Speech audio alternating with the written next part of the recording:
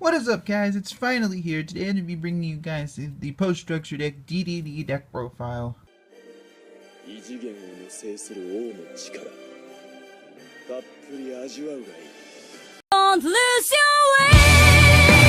Your mind we have to be as one. So I know a lot of you guys have been waiting for my DDD deck profile. I've heard subscribers, you guys tell me that you basically only subscribe for the DDD content. So obviously, when the structure deck was announced, when it was released, I was gonna bring you guys the deck profile pretty quickly. So we'll go ahead and get to it. First off, we have the 3 copies of the DD Savant Kepler. It has 2 different effects when it's normal or special summon. Basically, you can target one other DD card you control, return it to the hand. The only time that this effect would ever be relevant is you happen to have a Kepler in your pendulum zones. If you didn't know, while Kepler does have a 10 scale, it goes down every standby phase by 2, which is unfortunate, and then all non-DD monsters will be destroyed. That's one of the reasons why this deck is not built to pendulum summon. I mean, you can play Newton, I guess, if you want to do that, but obviously the main reason we play Kepler is its second effect, which allows us to search our Dark Contract cards. Most of the Dark Contract cards are very, very good. Gate, Swamp King, the main ones we do play. So Kepler is obviously a search. You know, it's sort of like think of it like a Summoner's Art. Like you play 3 Summoner's Art in Cleese, of course. Then we have 3 copies of DD Savant Copernicus. Copernicus is really, I've seen a lot of people just don't like, Copernicus is probably and Orthos, probably the 2 cards people debate the most in this deck, but I like Copernicus a lot. I play 3 because I want to see it in my opening hand. While I don't usually normal summon it, I'll ditch it off the Swirl Slime and then bring it back to Foolish, like a Necro Slime or whatever card I need in the graveyard. I like it at 3. I don't play rank 4s in this deck. But since if you do like cards like Evil Swarm, Nightmare, but there's just not, I will tell you, there are not instances where you will summon multiples of these out in a turn, so it's one of the reasons why I don't have rank 4s in here.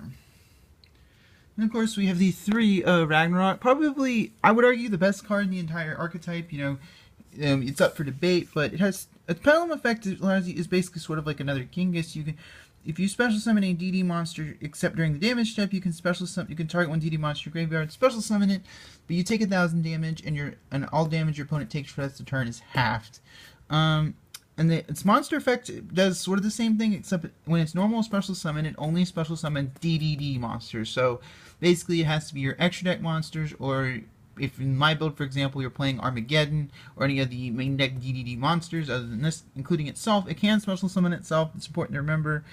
And the second effect actually helps a lot going second. You contribute a DD monster to target a monster opponent controls and banish it. It's really good with these guys, your Kepler and Copernicus, because you want to put them in the extra deck because you don't want to leave them on the field. A lot of people, both Metal Foes have Orichalc, and in the Mirror, Beowulf is a card. So if you leave your Copernicus or Kepler sitting out, you will get punished for it.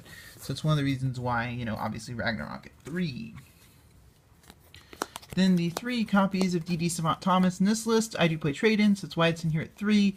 I've heard people debate playing it at all, which I think is crazy. Like, in Desire's build, I'd probably have 1 less copy of this, but I like it a lot because it allows me to get rank 8 resources. 2 is a perfect number, honestly, for this card, because unless you're playing trade-in, you don't always want to see it in your hand, but in multiples, because it's like, I think it is a lot of once per turn clause on it.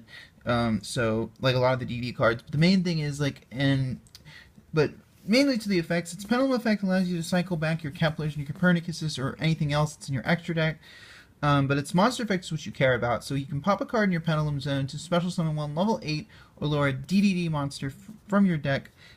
So most of the time you're going to be grabbing obviously your Ragnarok or your Armageddon if you do play it. But this card is really good for that reason as well. It allows you to make 1 card rank 8s.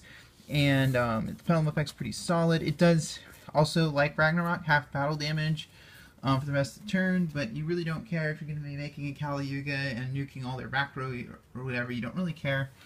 Then we have the 2 Armageddons. These are my last trade-in targets. The main reason I run Armageddon in here is because I've had the worst luck with trade-in over time testing this deck. 6 targets is way too few. I find that trade-in just clumps in my hand. It's one of the reasons why I have this guy in here at 2. 2 is the perfect number, honestly. 8 targets for 2 seems like a lot. I mean, Blue Eyes, they don't, but keep in mind, Blue Eyes also has has melody, so trade-in is going a lot more live for them, but it's one of the reasons why I have Armageddon in here. It also has some neat 3 cards. There's a 3-card combo. If you have this, Swirl Slime, and Ragnarok in hand, you can swirl with this, make a Beowulf or whatever fusion, then special summon the Ragnarok by banishing Swirl Slime, then bring this back and make a rank 8 without having to use Thomas. And it's a decent card in its own. For that reason, I like it a lot in here. Then for the non-pendulum monsters, we have the 3 Lamia, probably one of the cards that really just turbos the deck out so much. So if you don't know what Lamia does, it functions sort of like a Plague Spreader zombie. So if it's in your hand or graveyard, you can send 1 Dark Contract or DD monster from your hand or face up on your field to the graveyard, then special summon it, but it's get banished when it leaves the field. So sort of like a Plague. The important thing to remember is you cannot send pendulum monsters with this effect because they can't be sent to the graveyard. It's the way pendulums are worded. It's important to remember. But a lot of times you want to be careful with how you use this card because you want to use it at the end of a combo. In testing, there's how many times I'll use this too early and I won't be able to make a big enough board. So it's very important to remember those 2 things. Lamia is obviously a 3F staple. Then for the last few monsters, we have the 3 Swirl Slimes and the 3 Necro Slimes. So these cards are pretty solid. I like them a lot. Swirl Slime obviously is probably one of the better cards in the archetype. It's basically like a polymerization. You can activate it to fusion summon by ditching itself and a DD monster from your hand, and then you can banish it from the graveyard, special summon 1 from your hand. A lot of combos revolve around this card.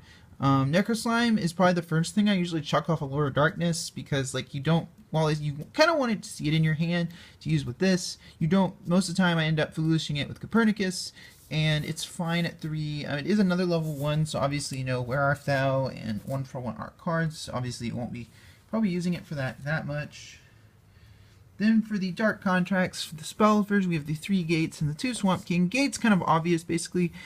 All Dark Contracts have this clause where you take 1,000 damage during every standby phase.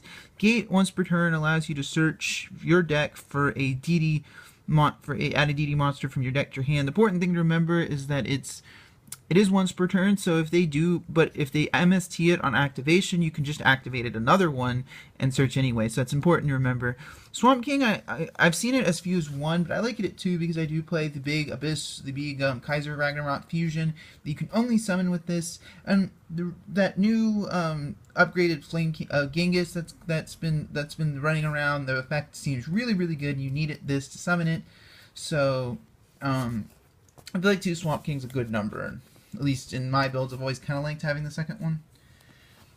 Then 2 copies of Where Art Thou. So if you don't know what Where Art Thou does, it says if you control a face-up level 1 monster, add 1 level 1 monster from your deck to your hand, but during the end phase this turn you take 2,000 if you have not normal summoned that card, or a card with that name. So a lot of people debate whether this is cloggy, blah, blah, blah. Honestly, this card is really, really good. It allows you to search that last piece you need. Yeah, I mean, honestly, why would you have, between Copernicus, between all these other cards, you always have access to level 1s. So this card will almost always be live. 2 is the good number. I don't like 3 is a bit too much. 1 is too few. I like it at 2 because I don't want to see it too much, but I do want to see it on my opening hand.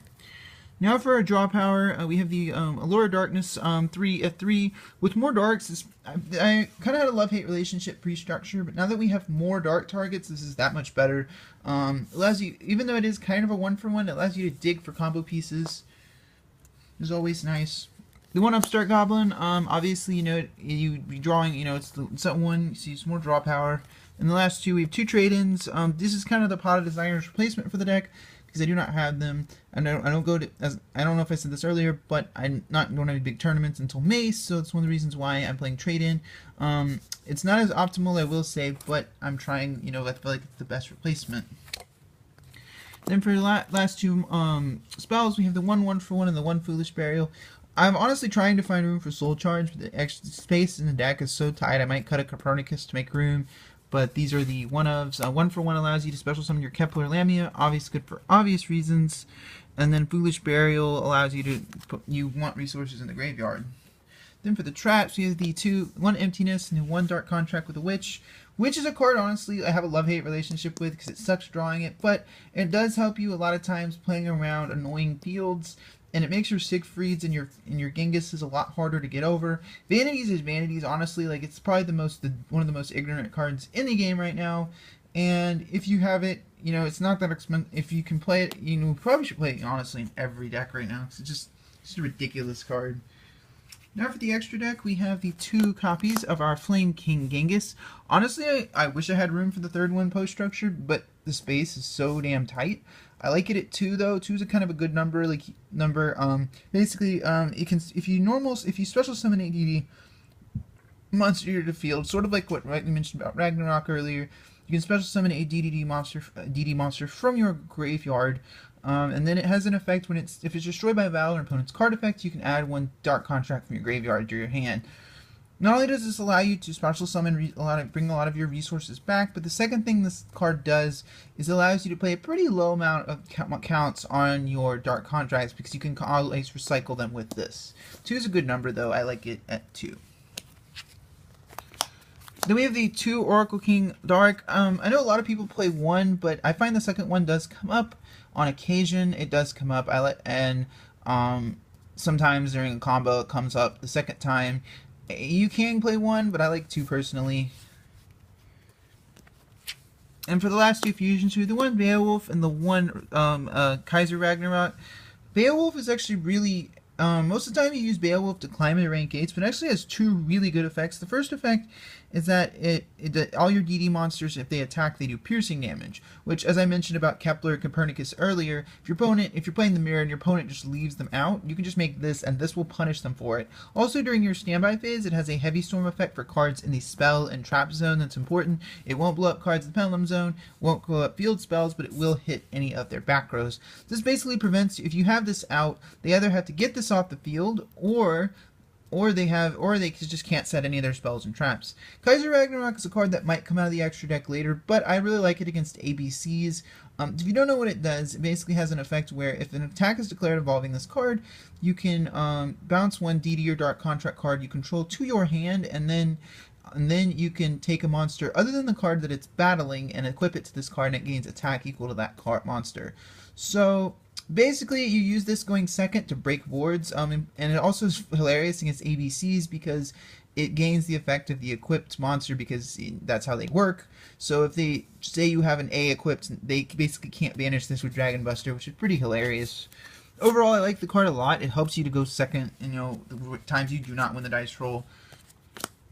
Then these 2 wins for the synchros. First 2 synchros, we have these 2 guys, you know, the partners in crime. We have the Formula Synchron and the TG Hyper Librarian.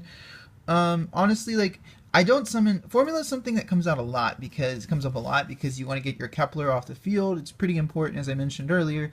But Hyper Librarian, while it doesn't come up a ton, when I have summoned it, it just generates so much advantage. And the card is really, really good, obviously, if you know you Synchron players out there.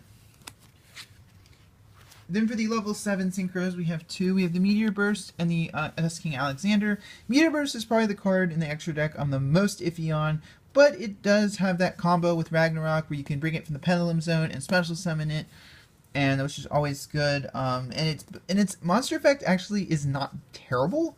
I know that sounds bad, but it's not awful because it allows you, if your opponent tries Utopia Lightning over, say, your Crystal Wing, this will prevent that from triggering. Alexander has basically sort of functions like Genghis, except it's when a DD monster is normal or special summon, it special summons back a level 4 or lower DD monster from your graveyard. It's used a lot. Most of the time you use this to what's called synchro climbing. Basically, you climb from a smaller synchro to a bigger synchro, and that's what this card enables. Most of the time you're just using it to climb into your level 8s, mainly Crystal Wing. Then for the level 8s, we have the 1 Siegfried, the 1 Omega, and the 1 Crystal Wing. I'm going to talk a little about these guys in a minute, but Siegfried is obviously the new card, so if you don't know what it does, is during either player's turn, you can target 1 face-up spell or trap card on the field. That target has its effects negated until the next standby phase. And then it has a grave effect that allows you to gain life for contracts, but honestly, it never comes up. But anyway, Siegfried allows you to, the important thing is it works a lot like cards like a Red Dragon Archfiend Abyss or Zombie Stein. It can negate Regeki when activation, so that's very important. But mostly this card is the one you want to end your turn 1 boards with. Omega is really good for obvious reasons. We banish a lot of resources, and being able to put those back to be used for the next turn is always nice. You can get away without playing it, I will say, but it's pretty dang good. This card, however, there is no replacement for what this card does for the deck. Crystal Wing gives you monster negation, which is always really good. The deck has mostly spell negation and cards that deal with spells and traps built in, not much monster negation. So that's where this comes up a lot. But personally, like, I'm not saying you can't play the deck without Crystal Wing. I'm just saying that if you, honestly, there isn't a viable replacement for what the card does. Then for the 2 Exceeds, we have these two. We have Hope Harbinger and Yugioh. Honestly, there's no other rank 8s I really need in this extra deck. I don't play Beatrice, and if you guys follow me on the DDD group, you understand I rail against Beatrice. I don't think the card is that good. But these two cards, obviously, Yugioh is better going for second, especially against Paleos, because barring Solemn Strike, which people aren't really playing right now, this thing is going, once it resolves, they can't chain anything. So all these cards like Bottomless, etc. can't be chained, and this is going to just nuke them and ruin their day. Hope Harbinger, honestly, we all know how good this card is. It can also protect your Siegfried and your other monsters by redirecting attacks. People tend to forget it has that effect. The only other Exceed I would play in here if we had it was the Sylvan rank 1 Princess Sprite. The main reason I like Princess Sprite so much in this deck is because it allows you to top deck into more spells and traps. I can't name the number of times I've been testing this deck with Princess Sprite and how much I'll top deck Emptiness or Dimensional Barrier, and it's just really, really good. So anyway, guys, it comes to the end of the deck profile today. Let me know what you guys think down in the comment section below. As always, I thank you guys for watching. So Warstar, signing out.